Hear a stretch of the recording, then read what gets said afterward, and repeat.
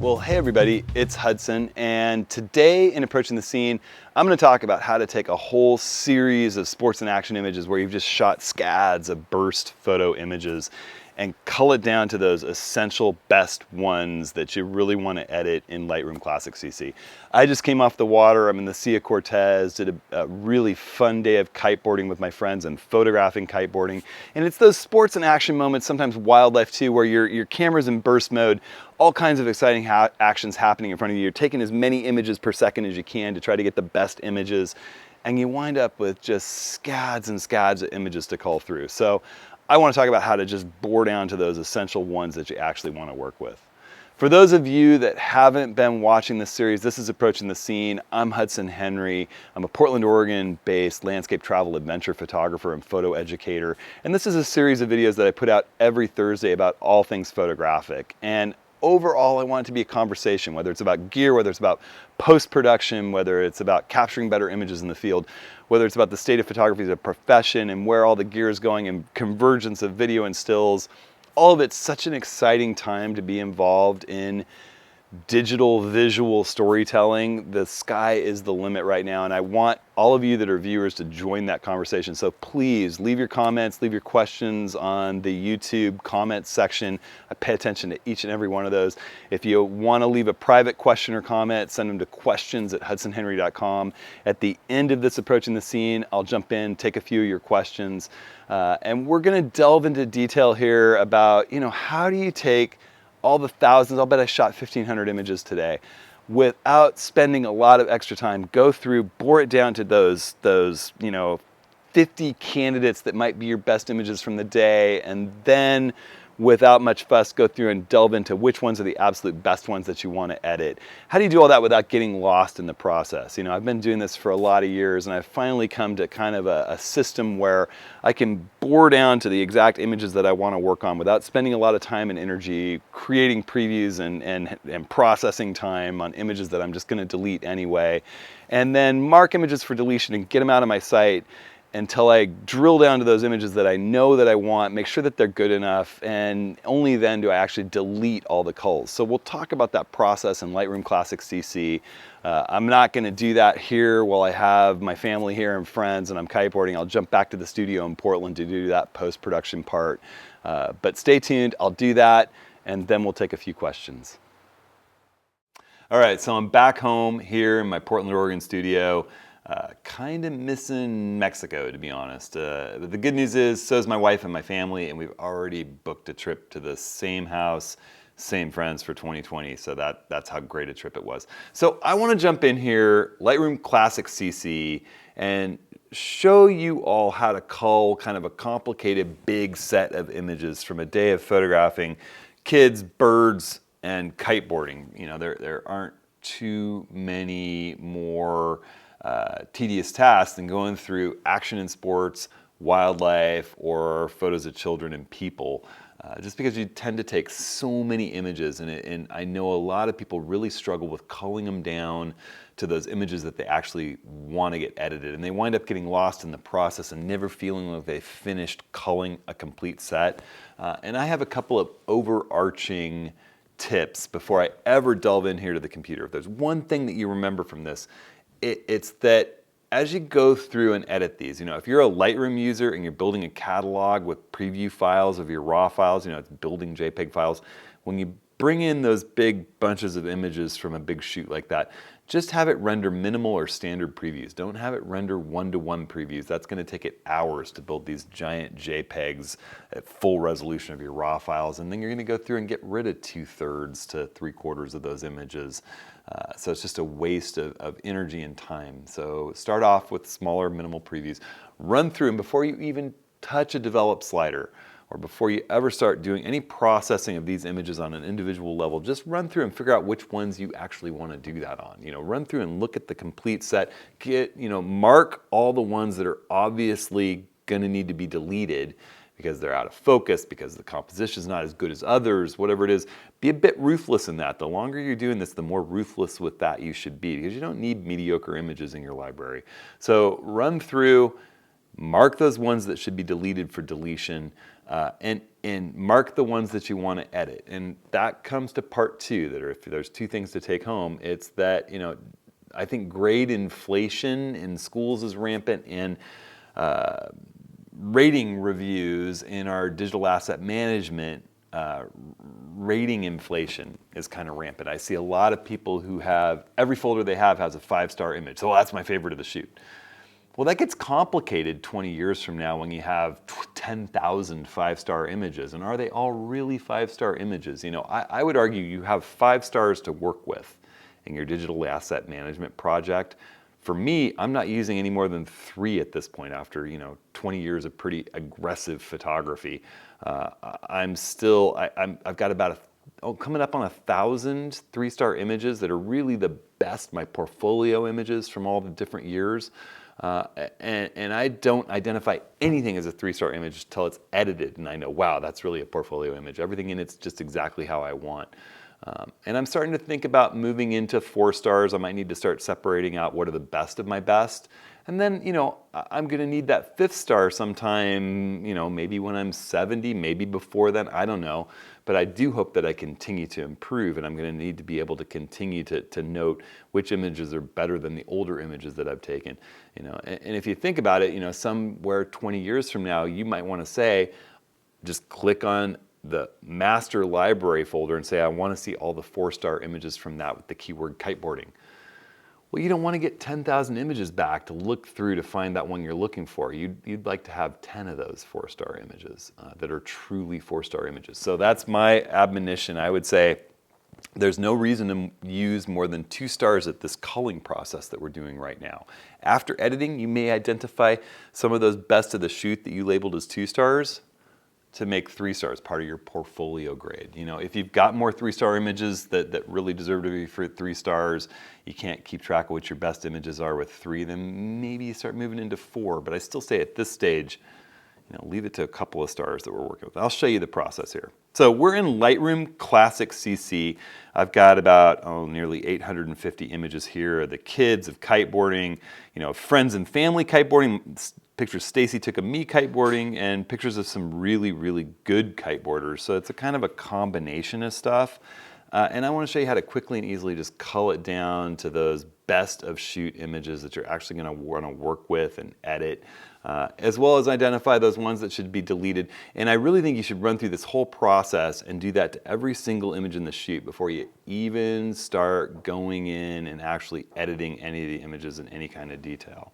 So here we are. I'm going to show you how to set up the view a little bit here. It starts off in Lightroom, I think the default view that most of us have are with all these panels opened up. And I'd say that you're here in the grid, you want to see your images first and foremost. We're not really doing anything with them. Once you're in that folder, you can go ahead and close those side panels. The shortcut for that is just the tab key, closes the side panels. We're not going to be moving between modules. We're really just working with the library, culling and sorting, so you can click that little triangle up at the top and close that down and get a little bit more real estate yet. One thing you are going to want is the ability to control the size of the thumbnails in here and which view you're looking at, grid or loop or compare view. And so if you run up to view, you'll see that at the very top of that is show toolbar, and it shows you the shortcut key is T. T is a good one to remember. You can turn that on and turn it off. And that gives you a little thumbnail sizing slider. Now the next thing I would have you do is take a look down here at the filters. Make sure that those are turned on. And the filter that I'd have you apply here, you don't need to filter by stars or by colors at this point. You just need to say, I only want to see images that either have no flag or images that are flagged. So we're going to see everything except images that are marked for deletion. This flag is marked for deletion. And you can right click an image. Let's try to find one that doesn't look that great. This one of the wing of the bird, I can just guess is probably not that great an image. We'll look at it in the loop view. No, it's not terrible. We'll do this and then I'll undo it. I'll show you how to undo it. So you can right click the image. You can go down to set flag. You can say rejected. Boom, that image is just going to disappear. If I hit Command, Control for you PC people, and Z, it's going to undo that move and it comes right back. So turning on that mark for deletion thing. The other great thing is that the X key does that. Now I'm going to hit that same undo combination, Command Z, Control Z for the PC, and it comes right back. It just undoes that move. So jumping back here into the grid view, there's a few things we want to see here. This is grid, what we're looking at right now. This is loop, where we're just looking at that one individual frame. I don't use this compare view very much, but I use survey a lot, and I'll show you how that works. So these are ones that I want to talk to you briefly about. We're going to work with grid, loop, and survey, and the shortcuts show right there. N key is for survey. E key is for loop. G is for grid. I don't know. Grid makes sense. The other two not so much. Is something you learn over time. You can also just click these buttons here, and again, those are under view, show toolbar. The T key brings those up and hides those. All right, so we've got some images, friends of family. I think these are from the day before, actually. I'm actually going to go into this second day of kiting where the wind got really good. There was kind of an interesting dawn with these dark, strange cloud formations, and I might mark one of those 2 stars because I want to go back and have a look at it. We're going to kind of start with this dawn, this day. I start all my images with the date, so this is the 6th of February, shooting with my D850 in Baja, and what number of the import, because I imported 2 days at the same time. And as I run along here in my thumbnail view, the images in the thumbnails are a little bit small, so I can grab this little, if I move and kind of go between the toolbar and the thumbnail viewer, get this little symbol with an arrow up and down, I can actually resize those thumbnails, make them a little bit bigger so I can see them better. I don't want to delete any of these, but that one looks kind of the best in show to me. And this is another one where you can use that survey view, or hit the N key. You can see all 4 of them at the same time, and as you start saying, I like that one better, I don't like that one as much, I kind of still think I like this one, but I like this one less than that, so I can either click to delete or just click the X to get it unselected. You start to see each of them a little bit bigger, and I actually might, now that I look at the 2 of them side by side, I think the light's a little better on this one, so I'll make this a 1 and that a 2, leave the other 2 unmarked. I'm not marking them for deletion. And then I see a couple of dark slides. One, it looks like I put the lens cap over the camera. The other looks like my palm. And there was some pretty cool color in the sky. I think I started doing a panorama here. It's definitely a panorama. I can see that it's laid out that way. So I'm going to select all of those images. I'm still in the survey view. Let's go back into grid. I'm going to select all of those images. I'm going to right-click them, and I'm going to mark them as blue. Blue to me means panorama. And then I'll pick an example image that's like the cover image for that, maybe this one, and I'll hyper-select it. You can see it's more selected than the others by clicking on it. And I'll right-click and say stack, group into a stack. And now, I know there's a 10-frame panorama. It's blue right there. I'm not going to go deleting any of those frames. This looks like a really cool sunrise picture. I'll hit the E key to go into the loop view. Yeah, that's one to look at later. That one's fun, maybe a single star. Ooh, I like that view to the north. Wow, I like the simplicity of that image. That's a 2-star for me. Oh, and I remember this. I was working with my newer 70 to 200 millimeter f2.8 Nikon lens, the FLED, and it's supposed to be a lot better for ghosting and flare, so I stopped down to f22 and I was kind of testing how it would do a sun star at 70 millimeters, and it's doing a much finer job than any 70 to 200 I've used before. It looks like it's kind of breaking down by that point. I'm going to mark all these as 1 star with that 1 as a 2, and maybe this one where it breaks down as a 2, just because those are sort of teaching examples for me in a test example. I'm going to want to go back and look at. Not so much that they're fantastic images. And then I have a series of images of my little girl Pepper. These are always kind of tricky. There's a lot of them, so I'm going to run through just fast using the loop view, and the film strip here is my usual preferred technique. I like that image. I'm not going to delete any of these. That one, I don't like her expression that much. That's cute. That one's really cute. That's a 2-star. I think this original one is a 2-star too. As I just kind of run through, I'm thinking about that. That's cute. Although I don't like that line on her eye. I have no idea what she's doing there, but I'll put a 1-star. I'm not as fond of that. That one's really cute. You see my process. I'm just kind of running through, that's a 1-star now that I look at this one that's better. kind of the process. Just run through, switch it between no stars, 1 star, 2 star, or marked for deletion. That's my 4 choices here. I'm not a fan of that. That one's really cute. That one's even cuter. So 1 star, 2 stars. The serious look. That doesn't look quite in focus, even at this size. And you're going to find some of these are not focused when you zoom in and look at 100%. That one's really cute. Oh, what did I just do? I moved over, wait. Yeah, okay. So that one's really cute. So there we go. That's a deleter. That's a deleter just out of focus, out of focus. That's kind of cute. That's a deleter.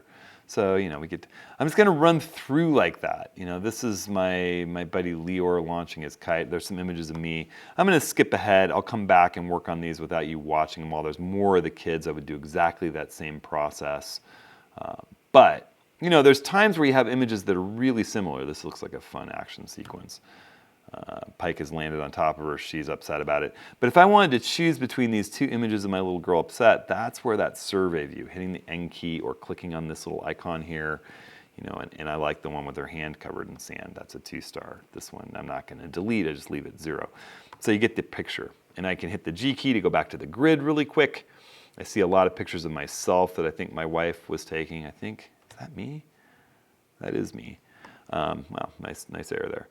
Not to toot my own horn, but I would go through, do that same kind of process with all the ones of the kids, but I want to show you a good sports and action shoot. I was out photographing with my 70-200, and this guy went out and he was just phenomenal, just like a warrior out there on his kiteboard. He's an instructor. It was a little bit of a cloudy day. He didn't have a student, and so he saw me with the camera and really started kind of showing off. And so I'm running through that same process of sports and action that I would do for kids and family, and I'll show you how I'll edit one of these series of him, and then I'll probably cut the video, finish doing this whole thing exactly the same way I'm showing you, and then we'll come back and I'll show you the results. The big thing is I'm not going to stop and edit any of these images along the way. I'm just going to keep working. So I like this one. That just looks like if I can get a good zoom in on that, this is a 46 megapixel file. That's really cool. That one I don't like the fact that his hand is in front of his face. But because this is a sequence, I'm not deleting any of them. And that's cool, cool, cool, cool. There you go. That one's great. I like that there was still some water in it. And then he's going to take his foot off the board, which is just nuts. That one's really great. So I make that one a 1. I went back because I had made one a 2 star, this one. But then when I saw this one, I realized it was better. And then, I'm just going to run through these. This whole sequence is phenomenal. I don't want to delete any of them. I could make them into a GIF or something. But I think that whole sequence is very cool. Nothing to necessarily delete. And if he lands riding, that one's out of focus. There's one to delete. You see my process. I love that shot. That one's fun. Let's see if it gets even better. Wow, that one's even cooler. That one, I like that shot. Even despite the fact that he's not in focus, I like that the water is. That one's not as good for the same reason though. Even with an autofocus system like the Nikon DSLRs, sometimes you get a little operator error. I'm going to call that exactly what it is, operator error. So I come through these, this whole sequence isn't as great, I don't think, as a GIF or something. I'm going to go ahead and delete the ones that aren't phenomenal. None of these are really appealing to me. He's kind of looking back. That one's all right. I like the way that all the other kites are in the sky. Maybe we leave that as a 1. So you get the idea. That one's cool. That one's kind of cool, just the way the other kites are. I actually like that shot. Delete, delete, delete. Nothing fantastic about those. So that's the process. Just running through, marking the obvious ones to delete, and making those disappear. When I hit that X key and I mark those for deletion, they're not actually getting deleted. They're just getting marked for deletion. And because I have that filter set to only show unflagged and flagged images, they disappear when I hit the X key. When I mark them for deletion, it's for later deletion, they disappear. So I'm gonna run through, I'm gonna mark all the rest of the best of shows as 2, all the rest of the ones that are of interest of 1, leave the ones I'm not so sure about unmarked, mark all the rest for deletion, and I'll be right back when I'm done with that. All right, so we're done with what I kind of like to think of as that first pass, level 1 of culling, where I've just gone through, I've marked a bunch for future deletion, I've marked for removal, and marked a bunch of them 1 star, a bunch of them 2 stars that are gonna be the best of the shoot, some none stars, no stars. And it looks like what's remaining showing here is 342 of the 849 images that we started with. If I turned on the ones that are deleted, it shows 829. So some of them were stacked. I have a couple of panoramas in there, and those stacks kind of link it up so you're not seeing all the images. If I go here into the grid view by pushing G, or I click right there again, we're going to be able to come in here. You can see that I'm still looking at all of the images that are either unflagged or flagged. Now I want to just see, how many 1 star or greater images. So we've got greater than or equal to 1 star. Well, there's 213 of those 849 photos. So about a quarter of them are of interest, and that's pretty typical. If I go into 2 star images, we've got less than 100. So 10% are what I've kind of boiled it down to be the ones that I'm really wanting to take a closer look at. And so you see right there, boom, we've just culled it down. By going through once fast, doing that star rating, now what I want to do is select all 98 of these images. And I'm going to go up into library. I'm still here. Let me show you where I'm at too. Hold on. I'm still in the library mode in the grid view. So if I come up here and I go into library and I come down to previews, I want to go ahead now just for those 2 star images and have Lightroom render 1-to-1 JPEG previews. So what it's doing is it's going through, it's looking at the raw data from each of those 98 images, and it's going to take its time and assemble a full resolution JPEG preview so that I can just click and blip, I zoom into 100%. Because that's one thing when you're working in Lightroom is, its catalog is looking at little JPEG preview files that it renders of your raw files. And if you don't have a 1-to-1 preview and you click to zoom into 100% and check sharpness, you're going to have to wait while it assembles a full resolution JPEG. And that's a time I'd rather just have this thing build it for all of those, go get a cup of coffee and come back. So I'll come back as soon as it's done rendering all those.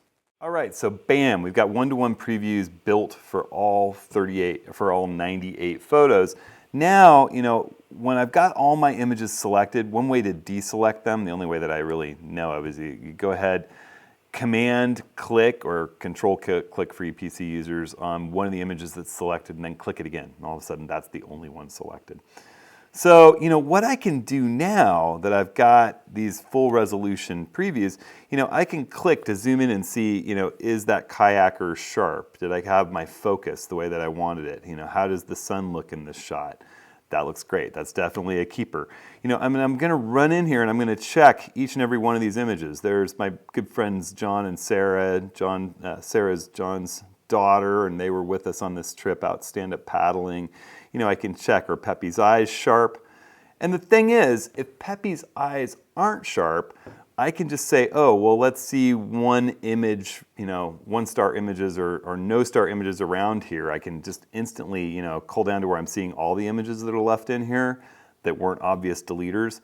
I don't happen to have another frame, so it's lucky that they were. But in a lot of cases, you'll find that maybe there was an image that you didn't like the composition quite as well on, but it's sharper. And when you really zoom in at 1-to-1, you realize, oh, the eyes are blurry when I really look at this close. So I might want to choose one that's not quite as great a composition, but the eyes are sharp. So you can just use those filter tools, the 1-star, 2-star, no stars. You can just turn the stars off where you happen to be in the film strip, and you'll be able to jump to that image. So I can check, is this bird sharp? Now, I don't want to do any development moves at this point because the minute that I do anything in develop, it's going to require it to render a whole new 1-to-1 preview. So I'm really still just going through and deciding, which ones of these images do I really want? This one, it's cool, but maybe it's a 1-star image compared to that one.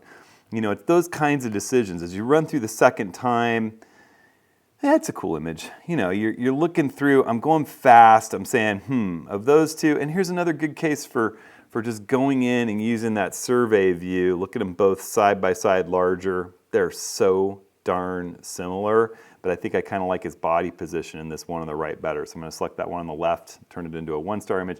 That gets rid of it. I can press the E key to go back into my loop view. That's that shortcut. There's 2 cool ones of Stacy. I do kind of like those. Let's see if they're sharp. Ripping sharp. That's the beauty of 46 megapixels. Nearly infinite enlargeability. She was a ways out. There's Sarah with the kiddos. I'm sure I can pull shadow detail. That's just a fantastic image of all of them. Pike's a little out of focus, but Sarah's sharp, so it's fine. You know, I want to go through and see what this looks like with a little brightening. It's a little underexposed. That pano I'll definitely want to build. So I'm just kind of going through and I'm saying, wow, do I really want to work on these? You know, this one maybe we'll make 1 star. These ones of pepper, so cute. That might be, you know, I'm just going to run through them all. And so what I'm going to do at this point, that looks like 1 star to me. I don't know that I want that image of me, especially with my tongue out. All right, I showed everybody that one. This one's kind of a cool action shot though, doing a little heel to toe side transition turn. You know, that's fun of me. I've definitely got a little bit of air up there. So, you know, let's see that one. It's really nice with that 1-to-1 preview built. I like the other one better, so I'll click 1. So you see the idea. I'm drilling it down. I'm going to remove some of these 2-star ratings from some of these. I like both of those of Pike. You know, so as I run through, you know, maybe that becomes a 1 star. I'm just drilling it down. I'm already down to 92. So I'll go through all the rest of these that I'd started to and be able to really check fine focus.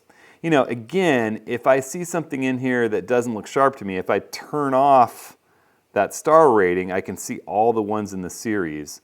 And, you know, I'm not getting, this is what happens when you don't have the 1-to-1 previews built. You wind up having to wait for them. But it, there, see, that's loading. That's how long it takes it. So that's just time I find frustrating. And that's with a pretty fast new Mac Pro. So you can go in here and say, you know, well, I'd like to look for another one if, for example, one of these wasn't sharp. Now, I'm pretty good at nailing focus with the D850 and assessing whether things are in focus or not. But sometimes when you drill into 100%, you'll realize it wasn't quite the right thing in focus and you want to look for another one. It's just as easy as turning off those star ratings and you'll be right where you were. One little trick though, if you turn off the star ratings and you click on, say, an image that's not rated at all, and then you turn the star ratings back on and you're not on the 2-star image, it's going to take you all the way back to the beginning. And that can be a little frustrating. So that's just something to kind of keep in mind. Before you turn those star ratings back on, make sure that you're on an image that'll be captured by them. So, and anyway, we run through. I love that image. Make sure that she's sharp in it. She is. Yeah. So I'll go through the rest of these. I'll bore it down. I'll see how many 2-star images we really have when I go through and look at the similar images and cull it down. All right. And after a second pass, I've got it culled down to just 64 out of the original 849 images. And that seems like a manageable batch of images to run through and quickly run through, develop, and process and just see which ones are the best. Show you what I picked here. I'll just go fast. Some good ones of Stacy and our kite. Some good ones of my buddy John. Just family stuff. You know, that panorama I want to take a look at. Some of that beautiful morning. That sunrise. More family stuff. And then when it comes to the kiteboarding, you know, a couple images of me that Stacy took. Literally just 2, I think. Some just kind of fun of the La Ventana scene. And then, you know, this guy who, next time I'm back there, I'm going to have to bring him some images. I didn't get a chance to get his name, but I got a feeling that he hangs out there. So I really like that one. Ozone's a brand that I have one of their kites, so that could be a nice image, just as like a marketing image for them. So, good buddy John, kind of end of the day. That's it. So I'm gonna run through, I'll do a little bit of editing on this manageable batch of 64, and I'll see if I come up with any 3-star images and check back in a sec here. Okay, so I've gone through and I've done some raw processing, a little bit of finish editing on these 2-star images, my best of the shoot images. And I went ahead and flagged some of the images that really turned out to be my absolute favorites. And so all I've got to do to drill down to see just those images that I've flagged here is just turn off the unflagged filter setting. So we're only going to see flagged images. So you can see I've just got 15 here. I'm going to go ahead and shut down that film strip view. See the kayaker at dawn, that vulture coming by. Just a shot I love of my wife out there kiting. That panorama, that beautiful dawn worked out really well. This is actually a lot more favorite images that I'd normally get in a day and a half of shooting, but it's such a beautiful place. Just a single still of that morning. Here's a shot of me that Stacy got where it's it's in focus. It shows that I've got some air. Little pike. Love this shot of this woman going out with just that sea of kiters in the background. And then, my pro that was out there who was just really showing off for the camera. I got some really fantastic shots that I love of him. But, if I was to go back and let's take a look at, which of these are really 3-star potential images, and I think I've got it boiled down to, 10 isn't actually a big number for me to get out of 3-star images in basically, this is all, well, let's see. There's 2 from one day and 8 from another day. That's pretty amazing to get 8 images in a day. But, I had a really great athlete that I was working with. So these 8 images, I would throw into my portfolio images as images I love. I love the sea kayaker out there watching dawn. This sea kayaker was out there every morning waiting for dawns like this. He was just a dawn sea kayaking aficionado. I saw him row out and sit in that spot, just off the coast in his boat quietly by himself watching dawn every morning. I thought, what a cool thing. The fact that we had that clifftop house where these birds came by and were just at eye level was such an awesome opportunity to photograph them. That morning I kind of waited for the light to get right, and as I noticed that it was really just so spectacularly colorful, that this panorama worked out really well. Let's see if I take a look at it. It's 20,000 pixels wide, just about by 7,000 pixels. That would be fun to maybe give the people that own the house to make a giant metal print for inside there. I don't know. There's something about this woman going out, in her wild '90s neon. Just the look, the kind of badassery, and then all of those kites in the background, and then just some of the athleticism that this guy had on display. And being down there in Mexico, he so looks the local part. Just a warrior out on the water. I really like this image. There's something about the way that the water and the spray, and it's just really razor sharp. And I love freezing those water droplets in motion like that. Fun stuff. And there's something just very, very cool about him and his kite. I love when I can get a long lens and the kite's low and you can get the kiter and their kite and kind of fill the frame with it. But the sky and the water, everything was just working on that one. And then there was this moment when I was actually photographing my wife Stacy on her 12-meter kite, and all of a sudden I saw this squadron of pelicans coming up the coast, and so they came in at just the right spot, and I was able to get them with the kiteboarders in the background. So yeah, 10 images that I really like, and that's my process. We just went from 900 down to 10, and now that I've made sure that I have the images that I want, it's okay for me to go in at this stage and delete those marked for deletion images. It's about this point when I've gone through and I've really edited it one full time here, and I feel confident that I've got what I wanted. All I have to do, one of the nice things in Lightroom to delete all the marked for rejection images, is hit Command and Delete at the same time. Now for, wait, oh, that's not right. What's going on here? Oh, it's because I've culled it down. I have one.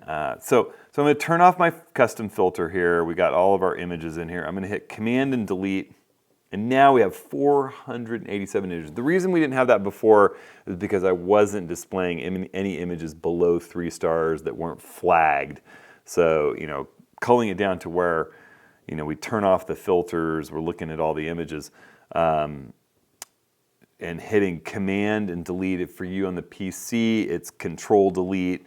And it's just going to bring up all the images and ask you if you want to remove them from the library or delete them from your disk. In this case, we want to get rid of all those big files that we're not using. It's over half of those, you know, nearly 900 files that we started with. We've got almost 500 that we're ready to delete here. I'm just going to go ahead. I'm going to hit delete from disk.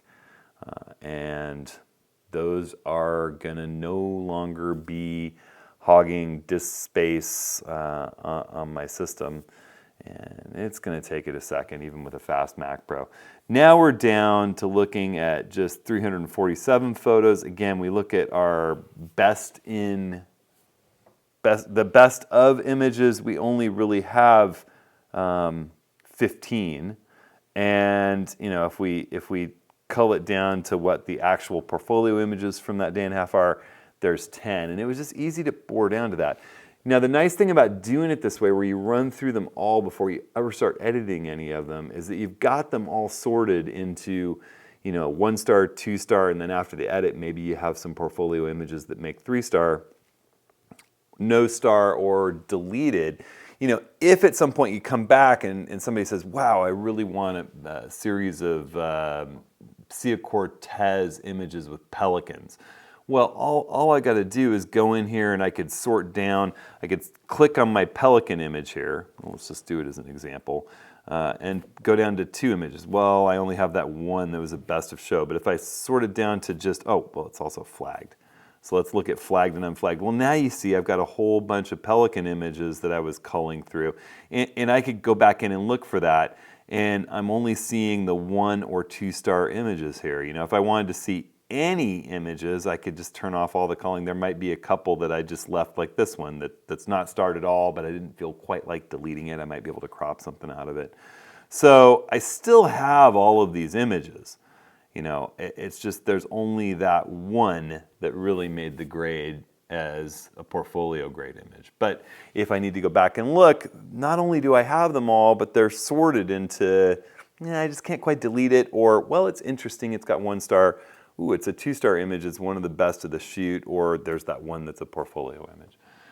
And I think that one of the problems that people run into when they're out in a shoot making a whole bunch of different images is that, you know, you tend to sometimes delve in and you get to an image that excites you. You've got, oh wow, I really like the light and the expression on this subject. And you go in and you start moving the develop sliders and working with it and finish editing, and you spend 2 hours on it, and oh, it's time for dinner, and you leave, and then the next day something happens, and then you go out and you do another shoot, and you come back, you start editing that. Well, you never feel like you got even a tenth of the way into culling the shoot from that day in Mexico. If instead you're disciplined about it, you go through and you mark all the ones that deserve deleting right off the bat, and then and at the same time you're marking your favorites as 2 stars and the ones that are interesting as 1 star, well then all of a sudden it's going to be really easy to just click that 2 star filter. All of a sudden you have 60 images to work with instead of 900. And it's pretty easy to get through that job all of a sudden. And when you're all said and done, you just hit that Command delete, you can get rid of all those cold images. So I think that's really the trick. The trick is to be a little bit disciplined. Make sure you do that initial cull before you ever start editing. Otherwise it can just seem overwhelming and like you're never gonna get to the end of the job, and you wind up with all these folders that you never even got time to go in and look and see the best images that you got from the shoot that were towards the end of it. So that's my advice for you guys. That, and not just jumping to 5 stars. I seriously, I'm saving that 4th and 5th star for when I really need them. Okay, so a couple of questions that I've gotten. I've gotten some questions about the Nikon Z6, and that's kind of fitting since I'm actually filming with it right now. And this couple of days I was shooting with the D850 in Mexico. But for the whole last several days, I sort of stuck with the Z6 and just carried it down. It was lighter, and I was doing a lot of kiteboarding. And I got to really mess around shooting some kiteboarding with it. I had this 70-200 FLED the latest Nikon 70-200 2.8 lens and a 1.4 teleconverter, and I was doing quite a bit of sports and action. And if you watched my rants and raves video, my kind of initial with having the camera for a week video, I groused a lot about its autofocus when I was doing sports and action or fast motion. And it really boils down to the fact that when I'm using these DSLRs, I'm used to using the burst mode. I'm used to using group autofocus in sports and action and wildlife scenes where I'm going to catch the subject really quickly, keep it tracking, holding down the autofocus on button, and just lay down a burst, you know, hold the button down. Well, for some reason, the Z cameras, from what I read, the Z7's the same. One of the few things that's a little bit different between the Z6 and the Z7 is the autofocus system. The Z7 has a few more points, so I won't completely be talking about that. Otherwise, the cameras are virtually identical except for the sensor and the number of autofocus points. But the Z6, in my experience, if you're in a burst mode, even a slower burst mode, it does too much hunting and seeking. Sometimes it'll back focus and then it'll just rack around focusing, hunting for the subject if you just hold the button down machine gun style. But I found that I could fire off 3 to 4 frames a second, just tap, tap, tap, tap, tap, tap, tap, tap, just tapping the shutter button. You know, you can still leave it in continuous, but I'm just picking my shots, and it kept tracking really beautifully, like I'm pretty much used to. You know, I don't have the group autofocus to catch the subject quickly, but using the dynamic autofocus with the, you know, the flexible choose a spot and it'll work with all the sensor spots around, all the autofocus points around it, worked great. And I missed very few action focus shots, even with kiters flying by fast, you know, right in front of me, or photographing the kids running on the beach and that kind of thing. I found that I had a way of working with it that worked quite well, and I think that tells me that the Z6's tracking system works well. It's just kind of a breakdown when it's in burst mode, when you're laying down a burst. So I have some hopes they're gonna bring out a major firmware update this summer that they're announcing, along with Atomos, the external screen recording company, that they're gonna be able to do 12-bit video. They're called, ProRes RAW video, which is the first time a camera in this class is capable of putting out that kind of quality of video, which is going to be exciting to test. Eye detection autofocus and improvements in autofocus tracking. So I'm thinking it probably has something to do with that burst mode. So all in all, I'm really loving using the camera. I've been blown away by how many shots I'm getting per battery. It seems really equivalent to my DSLRs. That CPA rating of 300 or 400 shots per battery seems way out of whack. It must be just using the live view on the back of the camera. And the funny thing is, if I'm using the live view on the back of my Nikon D850 or Nikon D500, I'm getting about that same amount of 300 or 400 shots. I mean, it really burns up the battery. If I use the viewfinder and shoot like I normally would with the Z6, I'm getting 1,000, 1,200 shots really easily. It seems pretty equivalent to my DSLRs. I really like working with it. I like how bright the viewfinder is. The viewfinder just looks beautiful. It amplifies the light signal in low light. Looking through the viewfinder, I can touch, I've got the center OK button dialed to just zoom into 100%. I can check focus really quickly and easily with the light signal amplified in low light. It's just a joy to work with, you know. And at this point in my life, I'm using reading glasses to look at the live view in the back of my DSLRs. While looking through that viewfinder with the diopter adjusted, I don't need to use my reading glasses anymore. I just peek into the viewfinder and I can see all the detail without reaching into the camera bag for reading glasses. So there's a lot of really nice things that I'm enjoying about it. It's definitely a keeper for me. I've ordered the new ultra wide. Is it a 14 to 30 f4 lens? I'm excited about its arrival. I've been using the 51.8, which is great. I'm filming this with it right now. The other thing that's really incredible with the camera is flipping that switch and it goes into video camera mode and it remembers all the settings that you were last shooting video with, which is really nice. So if you're shooting stills and then you flip to video, it'll go instantly down to that 50% shutter where, you know, you're at, if I'm shooting at 24 frames a second, it goes to a 50th of a second to be capturing half the time for really high quality video. It'll remember all the settings that I was using for exposure the last time I was shooting video. You just flip that switch and all of a sudden it's where you were for video last time.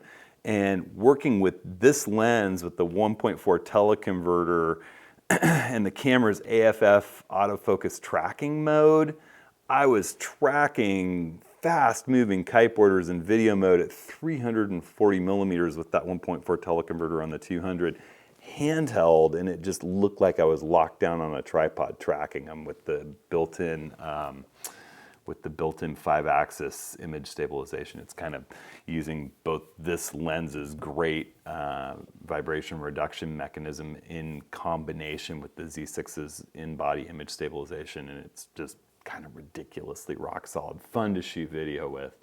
So there you have it. I'm really, really, really enjoying that camera. I had another question about, somebody was watching some of the footage from that keeping balance in photography, wondering what I shot some of that B-roll with, the really wide angle, you know, in the water and stuff. And I'm really, really enjoying this new GoPro Hero 7. I'm gonna do a video about it pretty soon. I've had a number of GoPros over the years. I've had the 3, the 5, and now the 7, and I can say the 7 is just light years ahead of the 5, which was better than the 3, but not that much better. This camera has a lot more dynamic range. The image quality is much, much nicer. It's a joy to use its touchscreen system, and it seems extremely well laid out and intuitive. And its image stabilization is just sick. It's ridiculous. It looks, I can hold this camera like this, and it looks like it's locked down on a tripod. I can walk with it. It smooths it out. I can ride my kiteboard across the water through rough chop, and it looks like I'm just floating over the water. It's really a revolutionary little camera, and its microphone is surprisingly good too. So fun stuff. I'll talk more about that in the future, but if anyone's interested in just kind of a cool family video camera that doesn't even take that bad of stills, it'll shoot raw 12 megapixel stills too. Or might even be 16, I think it's 12. Look at the GoPro Hero 7 Black. It's a cool deal. And right now, if you go to buy that direct on GoPro's site, look at the trade-in offer. You can trade in any camera, any digital camera that cost more than $100 when it was new. That even would equal something, you know, from the earliest days of digital cameras that's just rotting in your drawer. They'll give you $100 off this thing. So instead of it being $399, it's $299. That's how I got this. I traded in my old Hero 3. Which is probably worthless at this point, and I feel like it's great. So, hey, thanks everyone for watching. You know, I want this to be a conversation. If you guys have questions, you know where the YouTube comments are. I'm easy to get on email if you want to send me an email. I take all those questions and comments really seriously. Thanks for watching. You know, if you're enjoying this stuff, share it with your friends, click subscribe. We'll see you next time.